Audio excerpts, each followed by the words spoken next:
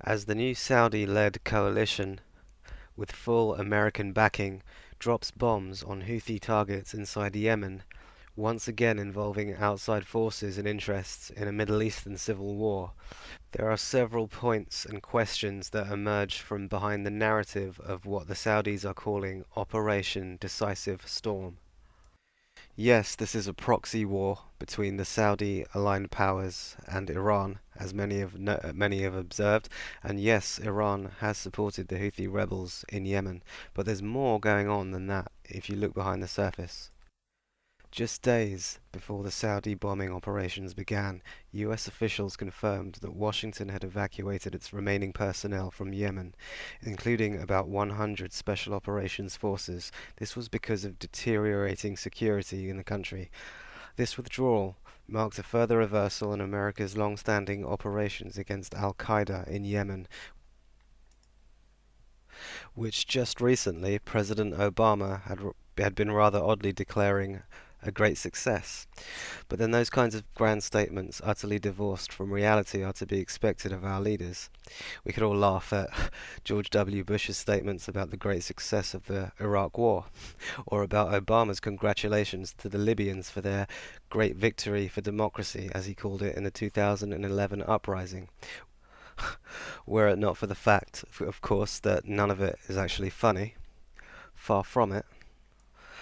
Most extraordinarily of all, the Washington Post reported on the 17th of March that the Pentagon had lost sight of some $500 million worth in counter-terrorism aid given to Yemen. That's quite a big thing to have lost sight of. Those with reasonably functioning memories will recall how reminiscent this might be of ISIS or ISIL's appropriation of millions of dollars worth of American military hardware at the outset of their invasion of Iraq last summer, something that the US appeared to do nothing to prevent. Again, let's just process this information. The Pentagon is unable to account for more than $500 million in US military aid given to Yemen. As you can imagine, this means essentially military equipment and hardware and offensive weaponry, and we can only imagine what else. And is, in fact, all of this missing US military aid due to end up in the hands of Al-Qaeda, just as that vast amount of US military property ended up in the hands of ISIS or ISIL last summer? And is this Saudi-led campaign in Yemen in the process of actually strengthening Al-Qaeda in Yemen? After years of deep involvement in the country, under the auspices of a prolonged counter-terrorism program, the US decided to withdraw its personnel from Yemen just days before the Saudi-led attacks began. This, again, is reminiscent of the US withdrawal from Iraq last year. After a decade of interference in Iraq, the US military personnel were completely withdrawn from the country, and almost before those personnel had even set foot back in the land of the free, the psychopaths of ISIS or ISIL were riding in convoy into the freshly evacuated and defenseless Iraq from Syria, and began an unprecedented reign of terror. The US and its allies have subsequently shied away from putting boots on the ground in Iraq to stop this reign of terror, despite the fact that the US and its allies had had 10 years of boots on the ground in Iraq, right up until just before the ISIS-ISIL psychopaths moved into the country. So, again, is Yemen being handed to Al-Qaeda on a plate, just as Iraq was handed to ISIS or ISIL? And bear in mind that ISIL, according to many analysts at the time, simply was Al-Qaeda in Iraq anyway, with just a simple name change and rebranding. Is the Saudi-led coalition now bombing Yemen in order to protect Saudi Arabia and America's Al-Qaeda asset in the region? In fact, a more accurate description than protecting Al-Qaeda might be saving Al-Qaeda in Yemen. Coming to the defense of Al-Qaeda in Yemen. Al-Qaeda in the Arabian Peninsula, or AQAP, is held to be the most active remaining strain of the extremist network. Where Al-Qaeda has been in decline elsewhere, and ISIS or ISIL has been in ascendancy as the dominant brand, of militant Islamism, Yemen and AQAP has remained the Al-Qaeda brand's key stronghold. And in addition to Al-Qaeda, ISIS also has a presence in Yemen now, which has been established since December, and which complicates the scenario even further, making it even more dangerous a situation. You may recall, among other things, that the recent Charlie Hebdo attack in Paris was claimed to have been carried out by the Yemen branch of Al-Qaeda in the Arabian Peninsula, with also one of the Kouachi brothers having allegedly cited Anwar al-Awlaki as a personal mentor. Anwar al-Awlaki, as many know, was killed in a US drone strike in Yemen in 2011, and he was the famous American Al-Qaeda operative known to have been a CIA asset and known also to have dined at the White House. Now, so let's look at this situation in Yemen properly. The Houthi rebels claimed to be backed by Iran are, among other things, engaged in a campaign against Al-Qaeda in Yemen. The recent Houthi siege of the presidential palace, which was a precursor to Saudi intervention in the country, was predicted by analysts to be a move foreshadowing an even more important showdown set to play out 74 miles east of the capital Sana'a and in the Al-Qaeda stronghold of Mareb, which is where the bulk of the country's gas reserves are concentrated. Two things immediately become clear when we observe what is now happening in Yemen. Number one, the Saudi-led assaults on the Houthi rebels will vastly diminish the Houthis' ability to combat Al-Qaeda, or to decisively push Al-Qaeda out of the picture in Yemen, which is reportedly what was on the verge of happening. And two, that the missing $500 million worth of US military aid may be finding its way to Al-Qaeda in the Arabian Peninsula, and allowing Al-Qaeda to launch a major offensive against the Houthis at some time in the near future and make itself dominant in the country. So, while the Saudi-led attacks, fully backed by the US, can be said to be aimed on one level at maintaining stability in the region and at curbing Iranian interference, these attacks are also attacks targeted at the enemies of Al-Qaeda in Yemen, and this coinciding with the Jar Jar Binks style loss of $500 million worth of American military aid that is either going to end up in the hands of the Houthi rebels or is going to end up in the hands of Al-Qaeda. And if you think the idea of the US and its allies militarily intervening to defend Al-Qaeda is dubious, then just cast your mind back to the farce, war crime, in Libya in 2011, when NATO forces destroyed Libya's infrastructure, assassinated its leader, and essentially provided air support for the Al-Qaeda takeover of Libyan cities and territories. Don't be naive about any of this.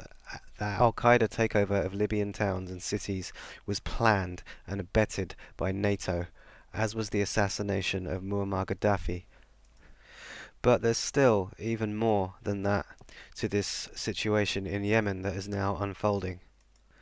A story on RT's website reported that the Houthi Shiite rebels had obtained secret Yemeni intelligence documents with details about US-backed counter-terrorism operations, including the names and locations of informants, this being originally reported in the Los Angeles Times, which cited American officials as the source.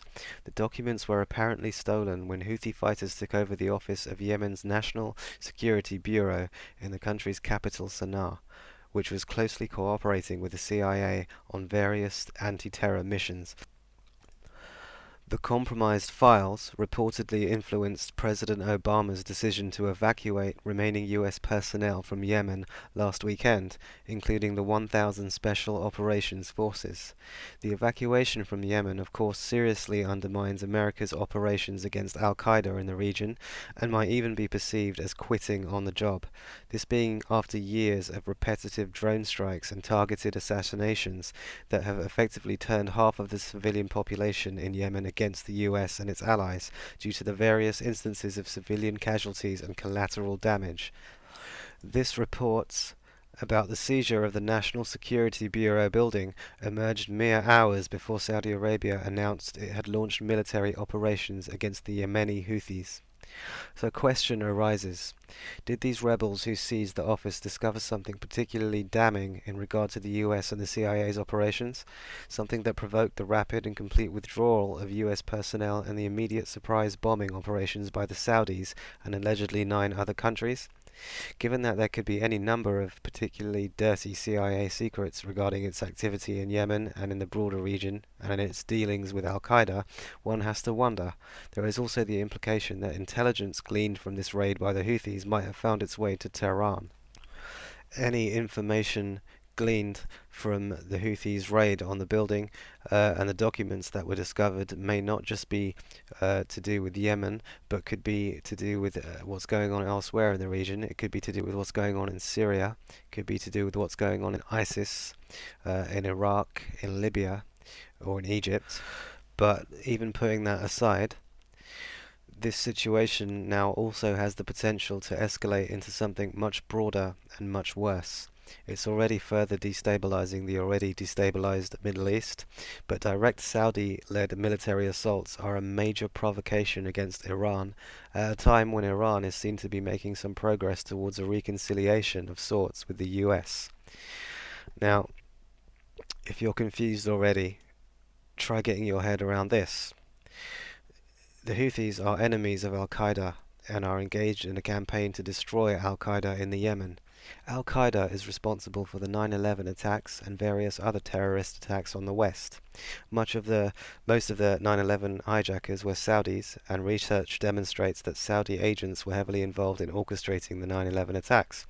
Al-Qaeda receives significant funding from within Saudi Arabia, which happens to be one of America's and the West's closest allies. Iran is an enemy and a target of Al-Qaeda and is supporting the Houthi rebellion in Yemen, as well as being directly engaged in battle against ISIS or ISIL in both Iraq and Syria. Iran, like Syria and like pre-invasion Iraq, has never attacked America or orchestrated terrorist activity against it, yet Iran is labelled the rogue state or the terrorist state. The Saudis and the Gulf states are permanently supported, and the Saudis with US backing are now directly attacking the Houthis. Does that make any moral sense to you? No, it doesn't to me either. The only thing that could be argued to possibly make sense in terms of the US and Western policy is that it is perhaps aimed at maintaining stability in the region and thus is invested in propping up the Saudi regime and trying to curtail the rise of Iranian influence for that reason. However, the maintaining stability argument falls completely flat once we remind ourselves of what NATO did in Libya, what the US-led coalition did in Iraq, and what the various states covertly tried to do in Syria. All of that was the exact opposite of maintaining stability and was in fact a policy of engineering chaos and conflict. The US invaded a country, Iraq, with a Sunni majority and then left it to be governed by a Shia minority. By any logic, that is an utterly insane policy, and it pretty much invited the kind of horrific backlash we've seen since in Iraq. Now getting back to these attacks in Yemen, some of the Saudi raids on the first night hit positions in the country's capital, Sana'a, and reportedly flattened a number of homes near the international airport, killing at least 18 civilians and wounding 24 others, according to Yemen's health ministry. The Saudi-owned Al Arabiya News reported that the kingdom had deployed 100 fighter jets, 150,000 soldiers and other navy units in what is being called Operation Decisive Storm. Iran has condemned the move, warning against these short-sighted games by outside countries that would only lead to bloodshed and further loss of life. The Iranian Foreign Minister, Mohammad Javad Zarif, said that the military action from outside of Yemen against its territorial integrity and its people will have no other result but more bloodshed and more death. Calling for urgent dialogue among the various Yemeni factions, he added, "We have always warned countries from the region and from the West to be careful and not to enter into short-sighted games and not to go into the direction of Al-Qaeda and Daesh." Daesh being a common derogatory Arab term for ISIS or ISIL. In closing here, as Yemen now becomes the latest land in the region to slide into civil war. What is entirely acknowledged by all parties is that this is another proxy war between Iranian Shia influence on the one hand and Saudi Sunni influence in the region, with the civilians caught in the middle, as always. This now becomes the fourth simultaneous civil war going on in the Middle East, along with Syria, Iraq, and Libya, with also Egypt arguably sliding towards its own internal sectarian crisis. A better reading of the situation, however, would be to view all of these crises as facets of the same broader civil war type scenario, arguably occurring within Islam itself, between the Sunni and Shia sects, and within the broader regional geopolitical landscape between Saudi influence on the one hand and Iranian on the other. Of course, it's more complicated even than that, as these things usually are, and none of this came to pass by accident. Everything from the NATO destabilization of Libya, the US-led destabilization and gutting of Iraq, the Israeli campaign against Hezbollah, and the various forces competing for the region's wealth and resources are factors in what is transpiring now in the Middle East. But a full armed civil war in Yemen is a disastrous prospect for the already destabilized region. We've already seen how much spillover from the intervention in Libya impacted life in Syria, and how much spillover from the conflict in Syria carried over into Iraq, for example. The fighting in Yemen could easily spill over into neighboring countries, including Saudi Arabia itself, which could even eventually threaten Islam's holy cities. And let's also remind ourselves of the unfettered, loose cannon that is ISIS or ISIL, which could also have the potential to involve itself in these conflicts and to make matters even worse. That's a key point to bear in mind here.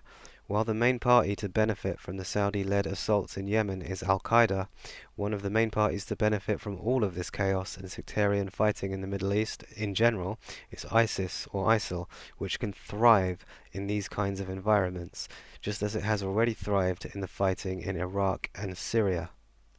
These proxy wars have become an absolute catastrophe.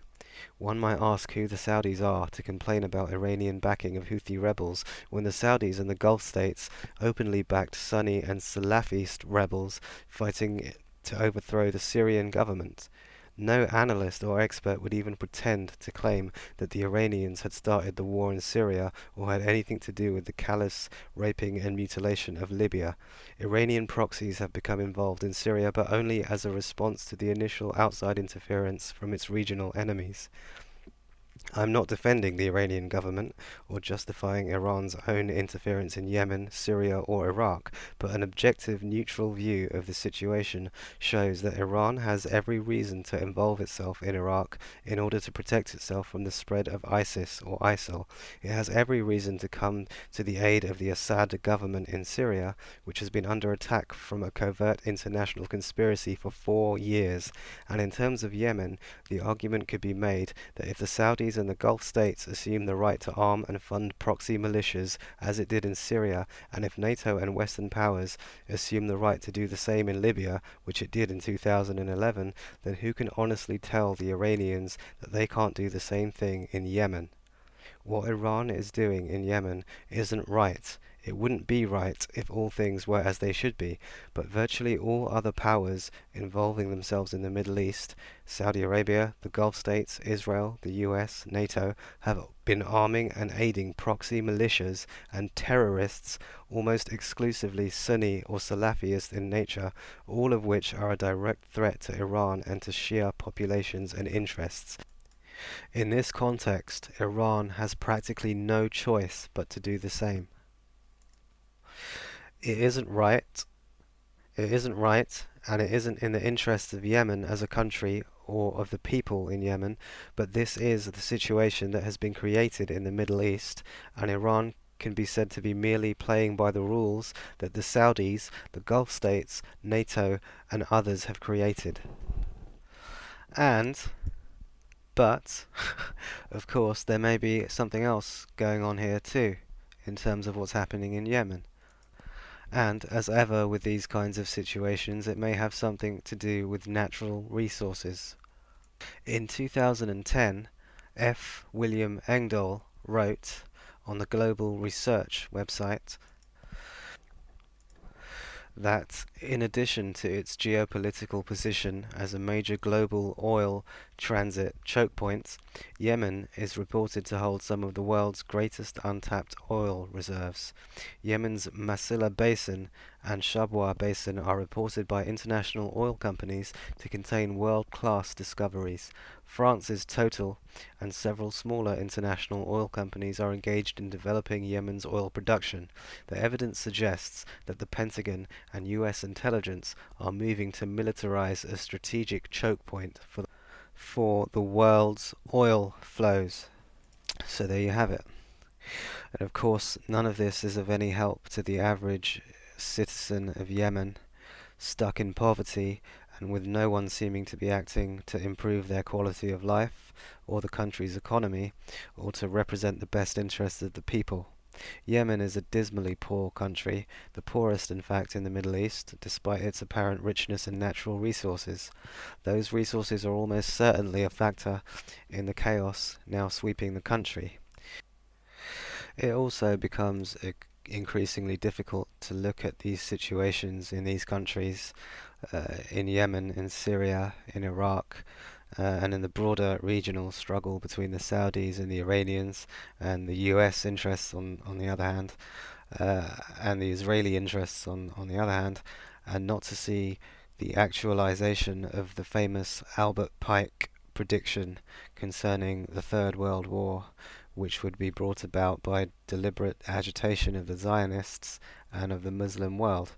But more than that, more specifically than that, even things that, for example, famous speakers and writers like David Icke have been talking about for well over 2 decades at this point. Specifically, David Icke talking about how the Sunni and the Shia sects of Islam in the Middle East would be agitated against each other and manipulated into conflict with each other to mutually destroy each other, which is exactly what you see now playing out in Iraq and in arguably in Syria, and now in Yemen also. Again, you look at US policy in Iraq, it seemed more or less designed to agitate, amplify, or otherwise play upon the sectarian divisions between the Sunni and Shia populations. Creating that situation may indeed have been one of the reasons why the US invaded Iraq in the first place. Subsequent inconsistencies and lapses in logic regarding policy in the region might be viewed in the same way. Fighting Al-Qaeda in Yemen while arming and aiding Al-Qaeda in Libya, fighting, or so it is claimed, the Islamic State militants in Iraq while funding Sunni rebels and extremists in Syria, empowering and propping up Shia forces in Iraq while attacking Shia groups in Yemen and demonizing Iran. The list of illogical, contradictory policies and actions goes on, which either which either suggests an extraordinary level of incompetence or it suggests an orchestrated agenda. The last thing the region now needs is another civil war taking place after the 4 years of tragedy, of absolute tragedy that we've had in Syria. But this is what's happening, this is what's being made to happen.